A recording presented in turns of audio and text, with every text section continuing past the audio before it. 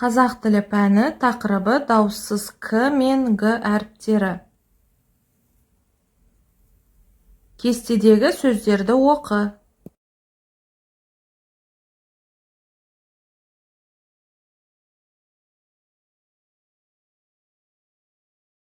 Кестедегі сөздерде байқағанымыздай, сөз соңындағы К дыбысынан кейін дауысты дыбыс келсе, ол Г-ге айналады.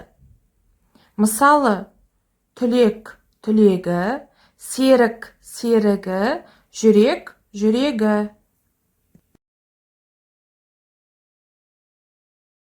Дәптермен жұмыс.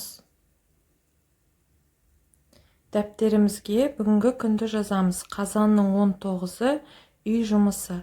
42-ші жаттығу 58-ші бет. Көп нүктенің орнына К, Г әріптерінің тиістісін қойып, өлеңді көшіріп жаз.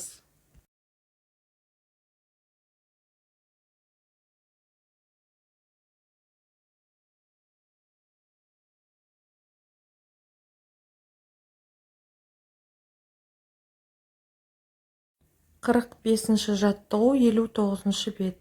Сөздерді топтастырып жаз.